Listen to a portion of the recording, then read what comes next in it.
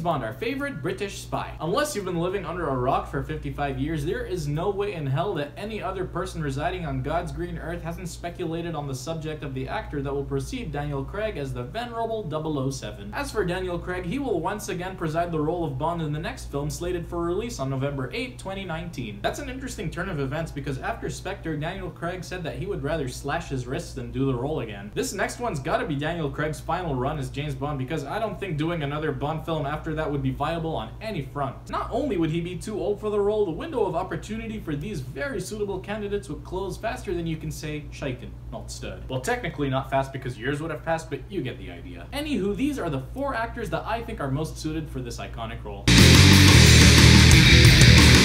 I think Henry Cavill is a really good choice. He's young, he's British, and he's got that Bond look. Henry Cavill is definitely up for the challenge of playing Bond as he has taken on an equally, if not more, iconic role, Superman. Moreover, 007 wouldn't be his inaugural venture into the spy genre as he played Napoleon Solo in Guy Ritchie's spy film, The Man from U.N.C.L.E. Henry Cavill around 12 years ago auditioned for the role of 007 along with Daniel Craig, but was thought to be too young by the studios. Now at 34, he is the right age to play Superman, but viability isn't at 100% seeing how he's really busy playing Superman and we have no idea what other projects might pop up that would further crowd his schedule. So we'll see what happens.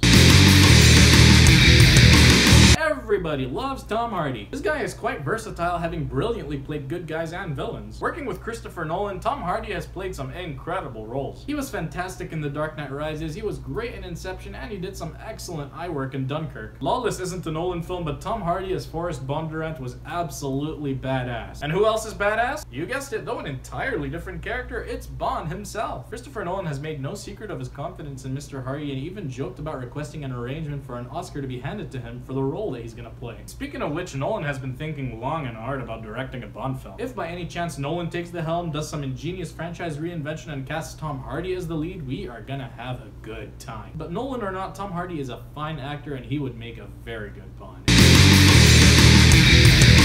I don't know how many of you will agree with me on this one, but in my humble opinion, Benedict Cumberbatch is Bond material. Some of my friends look at him and say that he's more suited for the role of a Bond villain. I sort of agree with this statement because he kind of has a villainous smirk, but I believe these sentiments are shared on account of Benedict Cumberbatch's brilliant performance as the evil Khan in Star Trek Into Darkness. Now slap a tuxedo on this guy and imagine him wielding a silenced pistol with both hands, or maybe replace that medal he got from Queen Elizabeth with a martini glass or something. Come on, he's starting to look more like 007, no? And yes, I know an actor looking the part doesn't necessarily mean he has what it takes to be Bond. But look at Benedict Cumberbatch's portfolio. He did great in Doctor Strange, he nailed it in Star Trek Into Darkness, and gave an Oscar-worthy performance in The Imitation Game. This to me is an indication of his versatility, which means he is up to the role. Over the past couple of years, Cumberbatch has been saying that he doesn't really have a shot at being Bond, but at the London Film and Comic Con, he replied no comment when asked if he was going to be taken over the role. So what in God's name is he up to?